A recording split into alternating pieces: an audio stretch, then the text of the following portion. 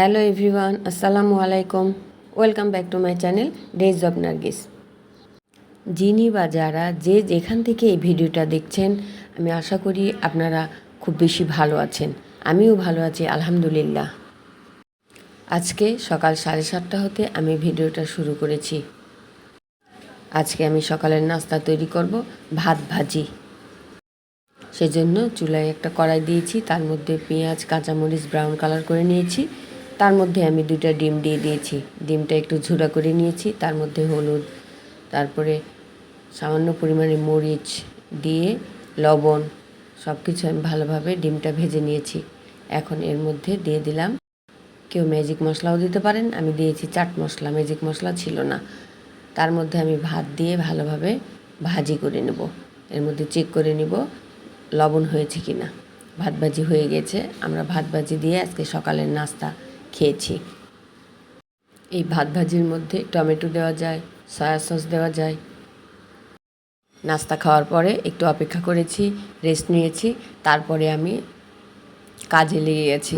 আজকে আমি ঘরটা ডিপ ক্লিন করব, রান্নাঘর ডিপ ক্লিন করব, সেই কারণে একটু ঝুল ছিল, ঝুলগুলো আমি পরিষ্কার করে নিলাম। কোনো উৎসবের আগেই কিন্তু এই ধরনের কাজগুলো বেশি করা হয়। সামনে ঈদ, সেই কারণেই রান্নাঘরটা ডিপ ক্লিন করব। এখানে আমি 1/2 লিটার গরম পানি নিয়েছি, ফুটানো না, বেশ গরম। 1 টেবিল চামচ ডিটারজেন্ট পাউডার দিয়েছি, এরপর দিয়েছি 1 টেবিল চামচ বেকিং সোডা, এরপর দিয়েছি 1 টেবিল চামচ লেবুর রস, তারপর দিয়েছি 3 টেবিল চামচ ভিনেগার। সব কিছু মিলিয়ে আমি একটা ক্লিনার তৈরি করব। এটা দিয়ে রান্নাঘরের তেল চিটচিটে ভাব এগুলি খুব সহজেই পরিষ্কার করা যায়। পানিটা গরম নিব, ফুটানো না, কিন্তু বেশ গরম থাকবে পানিটা। এই উপকরণগুলি একটু কম বেশি হলেও কোনো সমস্যা নাই। একটা চামচ দিয়ে ভালোভাবে আমি মিশ্রণটা নাড়া দিয়েছি, যাতে ভালোভাবে সব কিছু গলে যায়। এই মিশ্রণটা একটা স্প্রে বোতলে আমি ভরে নিতে পারি, কিন্তু আমার কাছে স্প্রে বোতল ছিল না, সেই কারণে আমি একটা নেটের মধ্যে নিয়ে আমি ওয়ালটা পরিষ্কার করব। ওয়ালটায় আগে আমি লাগিয়ে নিয়েছি। আমার হাতে একটু সমস্যা আছে, সেই কারণে আমি গ্লাভস পরে নিয়েছি। তারপরে আমি এই ওয়ালটা একটু ভিজিয়ে নেব। ভিজিয়ে নেওয়ার পরে একটু অপেক্ষা করার পরে তারপরে আমি পরিষ্কার করে নেব। দেখবেন তাড়াতাড়ি খুব সহজেই এই লিকুইডটা দিয়ে এগুলি তেল চিটচিটে ভাব পরিষ্কার করা যায়। আগে যেমন আমরা ওয়াল এগুলি পরিষ্কার করতে অনেক পানি ব্যবহার করতাম, এখন এটা দিয়ে বেশি পানি ব্যবহার করতে হবে না। আমি জাস্ট ওয়ালটা ভিজিয়ে রাখবো, তারপরে একটা জিগজ্যাগ দিয়ে একটা ঘষা দিয়ে উঠে নিব, আর একটা ভিজা কাপড় দিয়ে মোছা দেব। তাহলে আর নিচেও পানি ভরবে না, আমাদের কষ্টটা একটু কম হবে। এই মিশ্রণটা দিয়ে আমরা রান্নাঘরের সব কিছুই পরিষ্কার করতে পারি। রান্নাঘরে যে হলুদ মরিচের পট থাকে, আরও যে পটগুলি থাকে, সেগুলো দেখা যাবে যে আঠা আঠা ভাব হয়ে যায়। সেই ক্ষেত্রে এই মিশ্রণটা দিয়ে একটু স্প্রে করে নিলে, তারপরে একটা ভিজা কাপড় দিয়ে মোছা দিলেই এই আঠালো ভাব খুব সহজেই দূর হয়ে যায়। এমনিতেই চুলা এগুলো তো প্রতিদিন পরিষ্কার করতে হয়, কিন্তু দেখা যায় 2-3 দিন যখন পরিষ্কার করা হয় না, তখন এই স্প্রেগুলো দিয়ে তারপরে আমরা একটু ঘষা দিলেই এই আঠালো ভাবটা খুব সহজেই দূর হয়ে যায়। আগে যেমন রান্নাঘরের যে আমরা হলুদ মরিচের পট, এগুলো তো আমরা সিদ্ধ দিতাম, গরম পানির মধ্যে ভিজিয়ে রাখতাম। এটার জন্য সেটা করতে হবে না, জাস্ট ওই যেটা ময়লা হয়েছে, আঠা আঠা ভাব হয়েছে, এই লিকুইডটা তার মধ্যে নিয়ে আমরা একটু ঘষা দিলেই এই আঠালো ভাবটা দূর হয়ে যায়। তারপরে একটা ভেজা কাপড় দিয়ে আমরা এটা মুছে নিতে পারি। তাহলে বেশি পানির খরচও হয় না, বেশি পরিশ্রমও হয় না।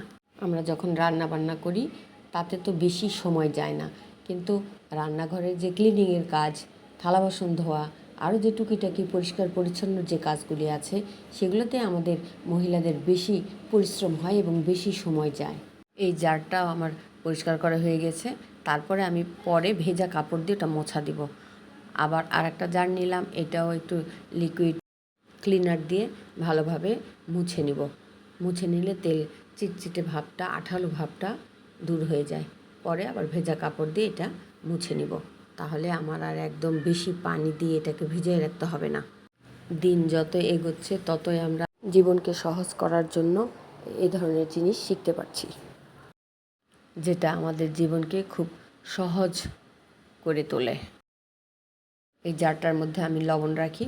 এটার উপরে একটু আঠালো ভাব হয়ে গেছে, সেটা আমি ভালোভাবে পরিষ্কার করে নিলাম এবং এটার চারপাশটাও ভালোভাবে মুছে নিলাম।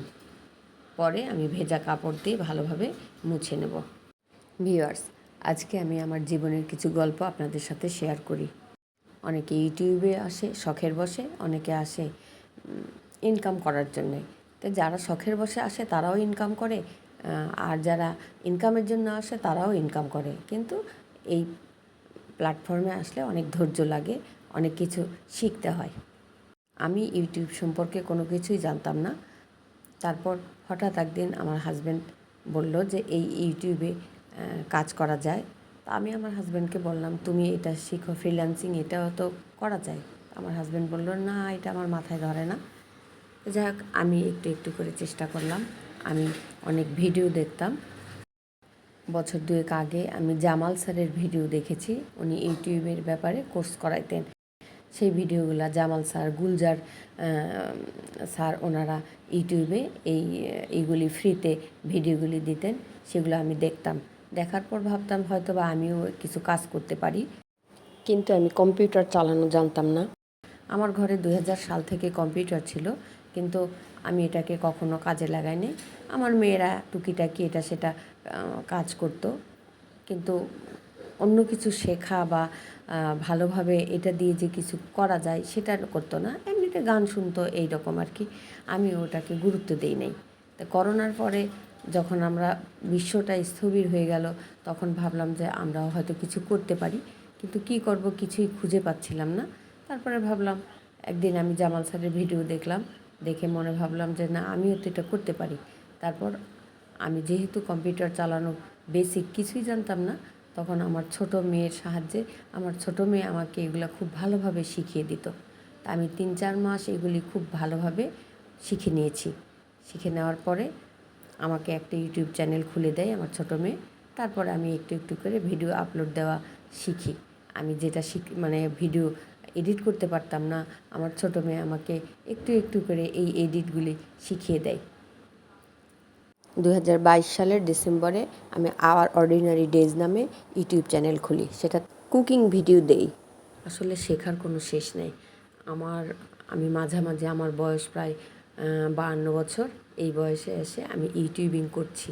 এটা আমার কাছে একদিকে সময় কেটে যায়, আর একদিকে একটা মেসেজ হয় যে না, 52 বছর বয়সে এসে আমার মনে হয়েছে যে সমাজের প্রত্যেকটা মেয়েদের, মহিলাদের 1 টাকা হলেও ইনকাম করা দরকার, যা দিয়ে সে তার ফ্যামিলিকে সাপোর্ট করতে পারে। আগে ভেবেছি বাচ্চাদের মানুষ করব, তারা লেখাপড়া করে বড় হবে, ব্যাস আমাদের ডিউটি শেষ, বুড়ো হয়ে যাব। কিন্তু এখন ভাবছি যে না, নিজেকে ব্যস্ত থাকতে হলে নিজেরও কিছু কাজ দরকার আছে। এই জন্যই আমার এই ইউটিউবিংয়ে আসা। আপনাদের সাথে কথা বলতে বলতে আমি এখানে আলু ঘাটি করে নিচ্ছিলাম।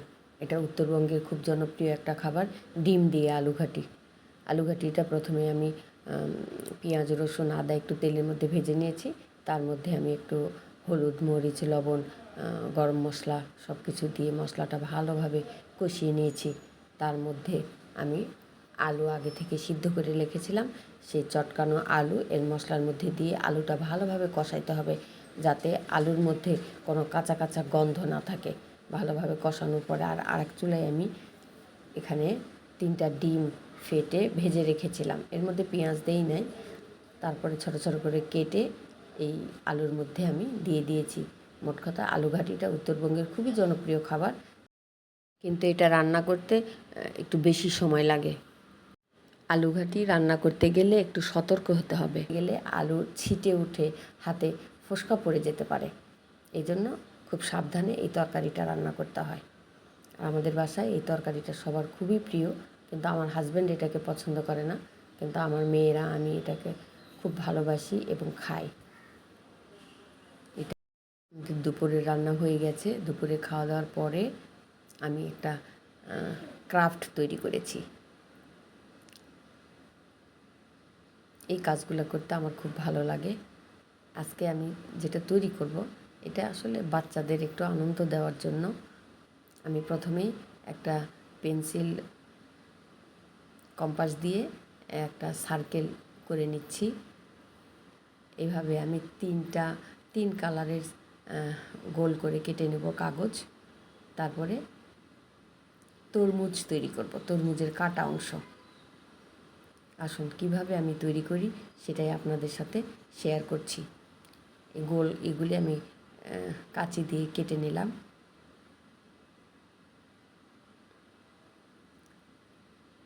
সবুজ একটা, একটু হালকা হলুদ আর লাল। এখন আঠা দিয়ে আমি এগুলা আটকে নেব।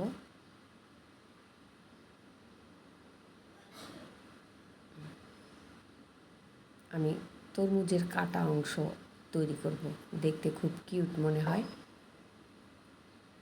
আটকানোর পরে মাঝখান থেকে ভাঁজ দিয়ে নিলাম। তারপরে এটার উপরে আমি তরমুজের বীজ যে হয় সেরকম কালো দাগ দিয়ে নিলাম। এই দাগ দিয়ে নেওয়ার পরে মাঝখানে আবারও ভাঁজ দিব। ভাঁজ দেওয়ার পরে ব্যাস তৈরি হয়ে গেল তরমুজের কাটা অংশ। দেখতে কিন্তু খুব সুন্দর দেখাচ্ছে। এই জিনিসগুলো বাচ্চারা খুব আকর্ষণ করবে বাচ্চাদের। মনে হচ্ছে যে তরমুজ কেটে রেখেছি, সেই তরমুজটা এখন খাবো। কিন্তু এটা একটা ক্রাফট, এটা জাস্ট আনন্দ দেওয়ার জন্য। কেমন লেগেছে আজকে ক্রাফট তৈরি ভিউয়ার্স? ক্রাফট তৈরির পর সন্ধ্যাবেলা আমাদের বাসায় চা খাওয়া হয়। প্রতিদিনই কিছু না কিছু তৈরি করতে হয়। আজকে কিছু ছিল না, ফ্রিজে তাল ছিল, তাল বের করে নিয়েছি। তার মধ্যে চিনি দিলাম, দিয়ে চিনি আর তাল ভালোভাবে ফেটে নিলাম। তার মধ্যে আমরা যে রুটি খাই সেই রুটির আটা দিয়ে দিলাম। আটা দিয়ে আমি একটা ডো তৈরি করে নেব। একদম শক্ত ডো না, একটু একটু লিকুইড হবে। সে ভালোভাবে ডোটা তৈরি করার পরে আমি এটা তেলে ভেজে নেব। অল্প পানি দেব, অল্প পানি দিয়ে আমি ভালোভাবে ডোটা মেখে নিলাম। ডো তৈরি হয়ে গেছে। এখন চুলায় আমি একটা তাওয়া গরম দিয়েছি, তার মধ্যে তেল দিয়েছি। এখন এই অল্প অল্প ডো আমি তাওয়ার মধ্যে দিয়ে দেবো। তেলটা গরম হয়ে গেছে, দিয়ে দেব। এটা দিয়ে আজকে আমরা চা খাবো। সবাই নাস্তা খাওয়ার জন্য বসে আছে। এটা বানাইতে বেশিক্ষণ লাগে না, 10 থেকে 15 মিনিট লাগে, যদি তাল হাতের কাছে থাকে আর কি। আমাদের বাসায় প্রতিদিন বিকালবেলা কিছু না কিছু তৈরি করতে হয়। যেদিন তৈরি না করা হয় সেদিন হয়তো বা বাইরে দিয়ে কিনে আনতে হয়, নাহলে বিস্কিট থাকে, কিন্তু প্রায়ই এখন তৈরি করতে হয়। ভিউয়ার্স, আজকে তালের বড়া কেমন লেগেছে আপনারা কমেন্ট করে জানাতে পারেন। আজকের ব্লগটা যদি আপনাদের কারো ভালো লেগে থাকে তাহলে প্লিজ একটা লাইক এবং সাবস্ক্রাইব করে এই ছোট্ট ইউটিউব চ্যানেলের সদস্য হয়ে যেতে পারেন। সবাই ভালো থাকবেন। আল্লাহ হাফেজ।